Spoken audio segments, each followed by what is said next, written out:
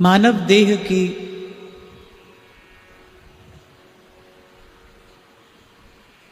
इस जन्म की, इस जीवन की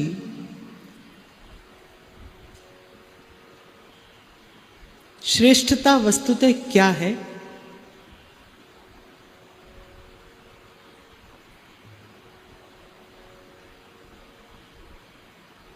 कि मनुष्य धर्म पालन करने योग्य है, ये धर्म का पालन कर सकता है। अच्छा, इस एक शब्द को समझने में प्राय करके भूल होती है। हम लोग जैसे ही धर्म शब्द सुनते हैं तो जो हमारे मन चित्त में आता है वस्तुतः वो कोई मत विचार होता है, पर धर्म का जो विशुद्ध अर्थ है, जो वास्तविक अर्थ है, वो है कर्तव्य पालन। धर्म का विशुद्ध अर्थ जो है वो है कर्तव्य पालन। और इस विषय पर तो कई बार हम चर्चा करते आए कि जो मनुष्य है वो धर्म पालन कर सकता है, और धर्म को महापुरुषों ने कहा है कि एक साधारण धर्म है, एक विशेष धर्म है और एक परम धर्म है, और इसमें उत्तरोत्तर श्रेष्ठ है। साधारण से विशेष धर्म श्रेष्ठ है और विशेष धर्म से परम धर्म श्रेष्ठ है। और महापुरुषों का ऐसा कहना है कि विशेष धर्म का पालन करने के लिए यदि साधारण धर्म छोड़ना पड़े तो छोड़ देना चाहिए, और परम धर्म का पालन करने के लिए यदि विशेष धर्म छोड़ना पड़े तो उसमें कोई संशय नहीं करना चाहिए। आप किस कुल में जन्मे, आप किस जाति में जन्मे, आप उसका विचार करके जिस धर्म का पालन करते हैं, आप पति हैं, पत्नी हैं, भाई हैं, बंधु हैं, जो भी है, देह के नाते आप जिस धर्म का पालन करते हैं वो साधारण धर्म है, पर जीव होने के नाते आत्म कल्याण के लिए प्रयास करना, पुरुषार्थ करना, ये जीव मात्र का ये परम धर्म है। तो जैसा मैंने आपको निवेदन किया कि साधारण धर्म से श्रेष्ठ है विशेष धर्म, और विशेष धर्म से भी श्रेष्ठ है परम धर्म। और ध्रुवदास जी तो कहते हैं कि यदि किसी को ज्ञान सहित ये मनुष्य देह इस भारत भूमि पर मिल जाए तो उसे सर्वप्रथम सर्वकाल सर्वतो भावेन परम धर्म का ही पालन करना चाहिए, अर्थात सबसे पहले भगवत भजन करके आत्म कल्याण का प्रयास करना चाहिए, ये पुरुषार्थ करना चाहिए। ऐसा कई बार क्या होता है कि किसी भी निर्णय लेने में हमसे भूल हो जाती है, और भूल होने का कारण क्या होता है? अज्ञान, या फिर मैं कहूंगा अधूरा ज्ञान। बहुत बार मैं देखता हूं लोग प्रश्न करते हैं, अरे एक एक बालक है, भजन करेगा तो माता पिता का क्या होगा? पर मैं आपको बड़ी विनम्रता पूर्वक कहूं, हमारे यहाँ इतिहास में ऐसे ऐसे प्रमाण मिलते हैं जब माता पिता ने भी बालक का त्याग किया है, बालक ने भी माता पिता का त्याग किया, पर किस लिए? परम धर्म का पालन करने के लिए। इस सर्वश्रेष्ठ धर्म का पालन करने के लिए तो गुरुजन कहते हैं, महतजन कहते हैं, जो भी छोड़ना पड़े छोड़ना चाहिए, पर इस धर्म का पालन अवश्य करना चाहिए। और गोस्वामी जी तो कहते हैं, तजिए ताहि कोटि बैरिसम यद्यपि परम सनेही, जाके प्रिय न राम वैदेही। और परम धर्म के अनुष्ठान में जो भी बाधा हो उसको पार करके इस परम धर्म के अनुष्ठान का सम्यक प्रकार से प्रयास करना ही चाहिए, करना ही चाहिए, करना ही चाहिए। क्यों? क्योंकि इसीलिए भगवान ने आपको मुझे मनुष्य देह दिया है, इसीलिए भगवान ने मनुष्य बनाकर भेजा। पूर्व भी मैंने आपको चर्चा में कहा था, ये पुण्य से ये शरीर नहीं मिलता है। गोस्वामी जी मानस में स्पष्ट कहते हैं, करुणा करके ये इष्ट ये देह प्रदान करते हैं। एक ही कर्तव्य है भाई, कोई दोष नहीं लगता, कोई व्यतिक्रम नहीं है। यदि कोई परम धर्म का पालन करने के लिए किसी अन्य धर्म का त्याग करता है उसे कोई दोष नहीं लगता है। सबसे पहला कर्तव्य है कि आत्म कल्याण कर लिया जाए। स्वामी रामकृष्ण परमहंस तो कहते थे, पहले भगवत भजन करके भगवत साक्षात्कार कर ले। वो कहते थे पहले भगवत भजन करे, भगवत साक्षात्कार कर ले, उसके बाद यदि भगवान की इच्छा हो, आज्ञा हो, तो धर्म का प्रचार प्रसार करे। नहीं तो मनुष्य का ये कोई कर्तव्य नहीं है, कर्तव्य है आत्मकल्याण का। कुछ संत बैठे थे, आपस में चर्चा हो रही थी। तो आपस में चर्चा होते होते किसी ने कहा, भाई आप क्यों साधु बने, आप क्यों साधु बने? तो एक नए नए महात्मा थे, उन्होंने कहा भाई लोक का हित करेंगे, लोक का कल्याण करेंगे, इसीलिए साधु बने। तो कह रहे उसी समूह में एक बड़े वृद्ध भजनानंदी महात्मा बैठे थे। कहते जैसे उस युवा महात्मा ने ये कहा ना, हम लोक का हित करेंगे, लोक का मंगल करेंगे, आंखें लाल हो गई उनकी, क्रोध में भर गए, वो आवेश आ गया उनको। बोले अरे ये सब काम करना है तो जाकर नेता बनो ना, ये सब काम करना है तो बोले जाकर नेता बनो। साधु इसलिए नहीं हुआ जाता है, तो साधु केवल आत्म कल्याण के लिए हुआ जाता है। जब कोई भीतर से जग जाता है, कबीर कहते हैं ना, यूं तो घट घट मेरा साइया, पे सूनी सेज न कोय, पे बलिहारी उस घट के जाघट परगट होए। जब कोई जग जाता है भीतर से, जब कोई भगवत साक्षात्कार कर लेता है, तो फिर उसे लोक का कल्याण करना नहीं पड़ता, उसके होने मात्र से ही सृष्टि का मंगल होता है। जब कोई मिल लेता है भगवान से, जब कोई पा लेता है प्रभु को, तो प्रभु को पाने के बाद फिर लोक का कल्याण करना नहीं पड़ता, लोक मंगल के लिए कोई विशेष प्रयास नहीं करना पड़ता। उस महापुरुष के उस विशिष्ट चेतना के धराधाम पर रहने मात्र से ही लोक का मंगल होता है।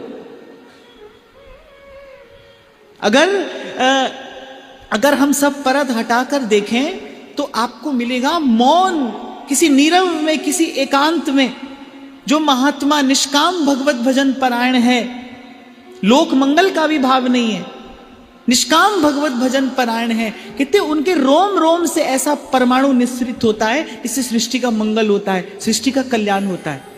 हम जैसे लोग तो केवल मुफ्त का श्रेय लेकर जाते हैं, पर जो वस्तुतः जो कल्याण हो रहा है, आपके मेरे मन में जो ये सद्विचार स्फुरित होते हैं, आपके मेरे जीवन में जो ये सात्विकता का दर्शन होता है, ये इसके मूल में क्या है कि संत लोग मानव मात्र के कल्याण के लिए, प्राणी मात्र के कल्याण के लिए निष्काम भाव से भजन परायण है। उन निष्काम संतों के भजन से आपका मेरा मंगल हो रहा है, आपका मेरा कल्याण हो रहा है। तो निवेदन में ये कर रहा था कि परम धर्म है और इसी के लिए ये मानव देह मिला है, ये श्रेष्ठ जीवन प्रभु ने दिया है। और जहां से मैंने वार्ता आरंभ की, क्योंकि मनुष्य ऐसा कर सकता है। मैं कई बार आपसे कहता हूं कि जब आप सत्कर्म करते हो तो कभी हो सकता है मन आपसे कहे कि भाई हम ही को क्यों करना है, हम ही ऐसा क्यों करते रहे, सारा उत्तरदायित्व तो हम पर ही क्यों है। अगर कभी मन ऐसी बात करे ना, तो मन को केवल एक उत्तर दीजिए। आपका मन आपसे कहे ना कि हमें क्यों करना है, क्योंकि आप कर सकते हैं, इसीलिए आपको करना है। कोई नहीं कर सकता है। किसी योनि में, किसी देह में ये सुविधा भगवान ने नहीं दी है कि आप आत्म कल्याण के लिए प्रयास कर सकें। जो देवता है वो केवल पुण्य का भोग कर सकते हैं। नरक में केवल पाप के कारण होने वाला कष्ट ही भोगा जाता है।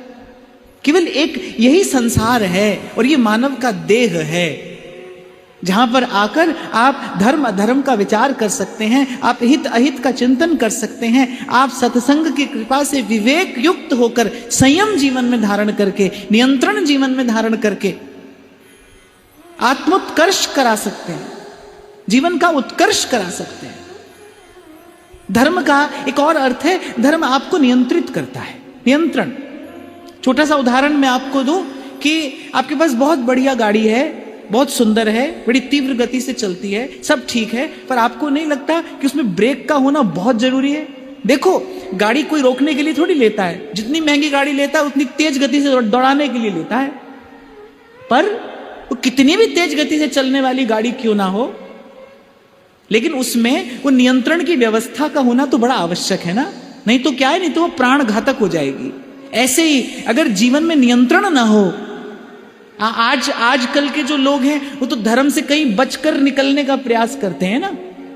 पर भाई यदि किसी ने वास्तविक सुख पाया है तो धर्म की छांव में पाया है, धर्म के संग संग चल के पाया है। और मैं तो प्राय करके कहता हूं, आज फिर कह रहा हूं कि मनुष्य तो संसार के किसी भी कोने में उत्पन्न होते हैं, पर वहां देखा जाता है कि जन्म के मूल में भी विकार होता है और पूरा जीवन विकारों के संग ही व्यक्ति जीता है और अंत में उसी विकृत अवस्था में ये मनुष्य का देह छूट जाता है। ये भारत भूमि ऐसी है जहां जन्म से पहले भी संस्कार है और मृत्यु के बाद भी हम जो करते हैं उसे अंतिम संस्कार कहते हैं। जन्म से पहले भी संस्कार है। संस्कारी माता पिता मिल जाए तो फिर तो कहना ही क्या। संस्कारी माता पिता मिले तो कहना क्या। अरे हमारे यहां तो गर्भ धारण करने से पहले गर्भाधान संस्कार कराया जाता है।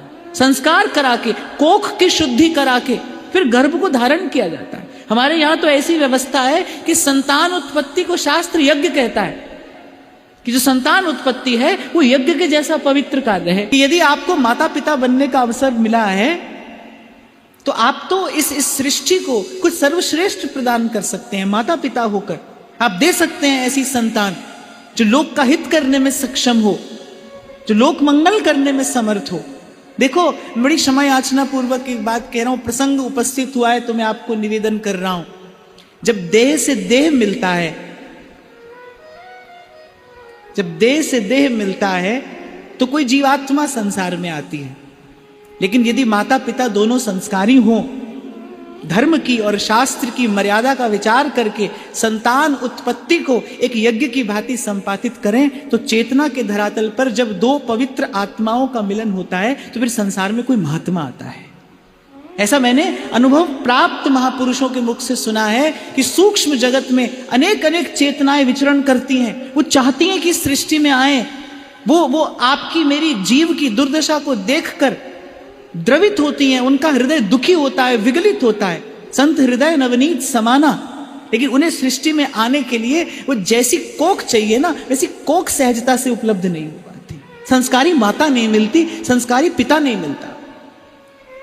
तो प्रसंग उपस्थित हुआ तो मैंने आपसे कहा कि यहां तो संतान उत्पत्ति को भी यज्ञ बताया गया। मनुष्य ही है, मनुष्य ही है जो प्रत्येक क्रिया को भगवत प्रीत्यार्थ करके यज्ञ बना सकता है। पशु नहीं कर सकता है, देवता नहीं कर सकते, और किसी योनि में और किसी स्थान पर यह सुविधा उपलब्ध नहीं है। मनुष्य है जो गुरु से युक्ति प्राप्त करके अपनी चेतना का उत्थान तो करा ही सकता है, अपने प्रत्येक कर्म को सेवा बनाकर भगवत प्रीत्यार्थ निवेदन करके यज्ञ जैसा पवित्र कर सकता है। अरे मनुष्य चाहे तो अपने पूरे के पूरे जीवन को तीर्थ जैसा पवित्र बना सकता है। संत बनाते हैं, तभी गोस्वामी जी कहते हैं, मुद मंगलमय संत समाजू, जो जग जंगम तीरथ राजू। संत चलता फिरता तीर्थ ही तो होता है। उसके दरस से, उसके परस से, उसकी बोलन से, उसकी चितवन से, उसके संकेत से, उसके संदेश से लोक का मंगल ही तो होता है, कल्याण ही तो होता है। मनुष्य के पास ऐसी सुविधा है। मनुष्य को प्रभु ने ये व्यवस्था देकर भेजा है। बड़ी बात क्या है? संयम।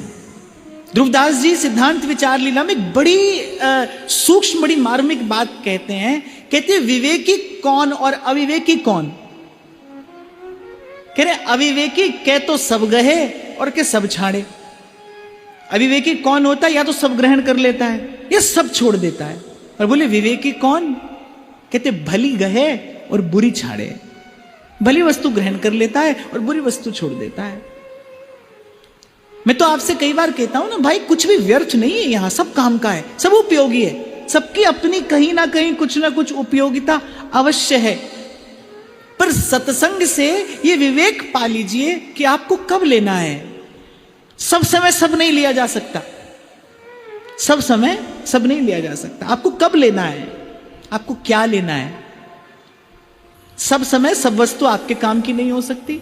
आपको क्या लेना है, और सबसे महत्वपूर्ण बात, आपको कब लेना है, आपको क्या लेना है, और सबसे महत्वपूर्ण बात, आपको कितना लेना है। कितना लेने से आपका काम चल जाए। और ये विवेक आपको सत्पुरुषों के संग से ही मिलता है। ये सत्संगति से ये विवेक प्राप्त होगा। बुद्धिमान लोग तो संसार में भरे पड़े हैं भाई। बुद्धिमानों की तो संसार में भरमार है। अरे आप उनकी बुद्धि का कौतुक देखो। उनकी बुद्धि का विलास चमत्कृत कर देने वाला है। पर वो बुद्धि है भाई, विवेक कुछ और होता है। विवेक कुछ और होता है। और मैं आपको यहां निवेदन करूंगा, विवेक से ही संयम साधा जा सकता है। जिसके जीवन में सत्संग होगा, मैं सूत्र कहे दे रहा हूं आपको, जिसके जीवन में सत्संग होगा उसके जीवन में विवेक होगा, जिसके जीवन में विवेक होगा उसी के जीवन में आपको संयम का दर्शन होगा। वही नियंत्रित हो पाएगा जिसके पास विवेक है। बहुत बार आपको बोलने की योग्यता है आप में, बोलने की सामर्थ्य है आप में, पर आपको नहीं लगता बहुत बार आपको चुप कर जाना चाहिए, आपको नहीं बोलना चाहिए। इसीलिए मैंने आपसे कहा कि कब कहना है, क्या कहना है, कितना कहना है, कब लेना है, कितना लेना है। अब भाई विनोद करना कोई बुरी बात नहीं है, अच्छी बात नहीं है। अब कोई पीड़ा में हो उस समय कोई विनोद करने लगे तो बहुत बुरी बात है। ये बड़ी असभ्यता है, बड़ा अशिष्टाचार है। साधारण जीवन जीने के लिए भी थोड़ा समझ चाहिए ना। समझदार व्यक्ति अपने जीवन को अच्छी प्रकार से जी पाता है। तो एक सूत्र है, सत्संग से विवेक और विवेक से संयम। और आज इसी की चर्चा श्री स्वामी जी अपने पद में करते हैं। कहते हैं बंदे अख्तियार भला, अख्तियार माने संयम। बंदे अख्तियार भला चित न डुला, आव समाधि भीतर और न होहु अगला। न फिर दर दर पिदर दर न हो अंधला, कह श्री हरिदास करता किया सो हुआ सुमेर अचल चला। बंदे अख्तियार भला। श्री स्वामी जी के कहने का तात्पर्य यह है कि संयम युक्त जीवन ही श्रेष्ठ है, यही अच्छा है, यही अच्छा है। और आप देखो, आप और मैं जीवन में भूल कहां करते हैं? आप और मैं जीवन में भूल करते हैं, या तो ग्रहण करने में भूल हो जाती है या त्याग करने में भूल हो जाती है। यही चेताया है ध्रुवदास जी ने। बोले कहा विवेकी कहा भली गहे बुरी छाड़े, और अविवेकी कहा कह तो सब गहे और कह सब छाड़े। वो संसार में है तो फिर वो निराई संसार में है, कोई सुधि नहीं है उसको आत्म कल्याण की। और फिर एक दिन जाने क्या होगा, और वो सब छोड़ने का स्वांग करके छोड़ के चल देगा। पर ऐसे छूटता नहीं भाई। एक बात आपको बताऊं, संसार छूटा तो संसार में ही रहकर छूटेगा, और संसार में ही रहकर छूटे तो जानना छूटा, नहीं तो नहीं छूटा। जैसे कबीर कहते हैं ना, कबीरा जीते भेंटिए मुए मिले न राम, यहां मिला तो वहां मिलेगा। कबीर कहता है यहां मिला तो फिर वहां मिलेगा। ऐसे विषय का चिंतन, विषय के बीच में रहकर छूटा तो छूटा, माने विषय सन्मुख है, विषय से उपरति विषय के सन्मुख हो तो हो। अब हाथ में कुछ है ही नहीं, आप बने फिरिए त्यागी, वो त्याग का कोई मोल नहीं है। आप योग्य हैं, आप योग्य हैं, लेकिन आपकी चेतना का उत्थान हो गया है। अब आप उस साधारण धरातल से कहीं ऊपर उठ गए हैं। सब कुछ है आपके पास, सब उपलब्ध है, सब है आपके पास। आप अधिकारी हैं, आप योग्य हैं, आप पात्र हैं, लेकिन अब इच्छा नहीं है। इसे कहते हैं छूटना। अब इच्छा नहीं है, अब मन नहीं है, अब मन उस ओर जाता नहीं है। तो संसार छूटा तो भाई उसकी परीक्षा तो वही होगी। उस दिन भी हम लोग चर्चा कर रहे थे ना कि भजन की परीक्षा तो वस्तुतः व्यवहार में होती है। मंदिर में तो भाई सब भजन करते हैं, मंदिर में तो सभी भक्त हैं। मंदिर में कौन डंडा लेके झगड़ने जाता है? कोई भी नहीं जाता है। आपके भजन की वास्तविक जो परीक्षा है वो तो आपके व्यवहार से है, आपके व्यवहार में है, आपके व्यवहार से परिलक्षित होता है आपका अंतःकरण क्या है, आपकी वास्तविक स्थिति क्या है। अब मंदिर में बैठे तो आप माला घुमा रहे हैं, घर के सहयोगी पर आप चिल्लाते हैं, ये तो आपकी वास्तविक दशा बताता है ना। हम लोग दिन भर गाते हैं हित की यहाँ उपासना, हित के हैं हम दास, हित विशेष राखत रहो चितनित हित की आस। अरे देखो आपके आजू बाजू जो 4-6 लोग रहते हैं वो भी आपसे प्रसन्न है कि नहीं, उनको भी आप ठीक प्रकार से प्रसन्न रख पा रहे हैं कि नहीं रख पा रहे। तो भजन की वास्तविक परीक्षा तो व्यवहार में है। मैंने ऐसा संतों के मुख से सुना है। भगवान गीता में कहते हैं, भगवान ने गीता में बड़े बड़े विस्तार से अर्जुन को सन्यास की परिभाषा दी। नारद जी भक्ति सूत्र में कहते हैं, बोले वस्तु के ना होने का नाम अभाव है, वस्तु के ना होने का नाम दारिद्र्य है, बोले वस्तु पर अधिकार की वृत्ति न होने का नाम त्याग है। वस्तु है लेकिन आपको लगता है भाई हमारी नहीं है। और संतों का जीवन ऐसा ही होता है। संत जानता है ये बात, राम जी की चिड़िया और राम जी का खेत। इसीलिए खाते खिलाते निश्चिंत रहता है, मस्त रहता है। साधु लोग कहते हैं ना भाई, बांट कर पाना और बैकुंठ को जाना। ठाकुर जी का है, और जब ठाकुर जी के लिए निवेदन करना है, त्वदीयम वस्तु गोविंद तुभ्यमेव समर्पये। उनकी जीने की कला यही है, वस्तु से नहीं भागते, वो संसार से नहीं भागते, वो जो अधिकार करने की वृत्ति है उससे बचने का नाम साधन है। और मुझे लगता है अधिकार करने की वृत्ति से कैसे बचा जा सकता है। स्वामी शरणानंद जी महाराज कहते थे, बोले वस्तु का ही स्वभाव है कि वो अपने साथ कुछ दोष लेकर आएगी। धन का स्वभाव है वो अपने साथ दुर्गुण लेकर आएगा। आपको धन भी चाहिए और दुर्गुण नहीं चाहिए, तो आपको क्या करना होगा? उसे बांट दीजिए, उसे सेवा में लगाइए, उसका सदुपयोग करिए। वो आपकी वृत्ति को दूषित नहीं होने देगी। वस्तु पर अधिकार, देखो ये कितनी बड़ी मूर्ता है। वस्तु पर अधिकार नाम की कोई वस्तु है नहीं, हो ही नहीं सकती। वस्तु पर अधिकार हो नहीं सकता।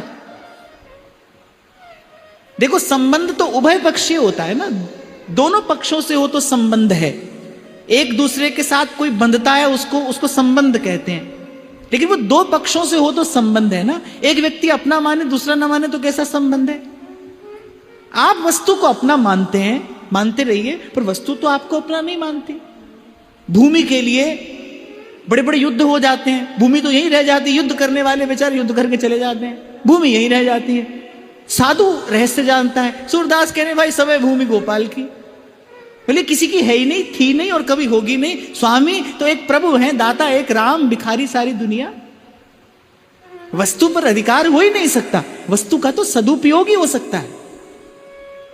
वस्तु पर अधिकार का वास्तविक सत्य क्या है? अंतःकरण का दूषित होना। आप जैसे वस्तु पर अधिकार करने की चेष्टा करोगे, परिणाम क्या होगा? आपका अंतःकरण मैला हो जाएगा, मन मैला हो जाएगा। भाई सीधी बात है, मन मैला हो जाएगा, मन भगवान से भजन करने योग्य नहीं रहेगा। आपको छोटा सा प्रसंग सुनाता हूं, स्मरण आ गया मुझे कि जब मैया लाला को उखल से बांधने लगी तो उससे पहले कन्हैया दौड़ रहे हैं आंगन में, मैया पीछे पीछे दौड़ रही है हाथ में छड़ी लेकर। हाथ में छड़ी है, कन्हैया आगे आगे, मैया पीछे पीछे।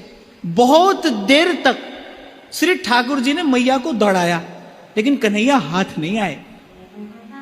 कहते जब मैया थक गई और फिर मैया ने देखा कि कहीं लाला छड़ी से भयभीत नहीं हो रहा हो, तो मैया ने छड़ी गिरा दी। और कहते जैसे ही छड़ी गिराई, कन्हैया हाथ में आ गए। अब देखो संत लोग, विद्वान लोग बड़ा सुंदर चिंतन करते हैं इस लीला का। बोले इस लीला का रहस्य क्या है? छड़ी क्या है? जड़ है। बोले जब तक जड़ हाथ में है तब तक चेतन परमात्मा हाथ नहीं आ सकता। और आप और मैं जीवन भर यही भूल करते हैं। आपको लगता है एक हाथ से संसार भी पकड़े रहो, एक तरफ चाबी का गुच्छा भी बंधा रहे और हाथ में माला झोली भी चलती रहे। पर ऐसा होता तो नहीं, ऐसी कोई व्यवस्था नहीं है।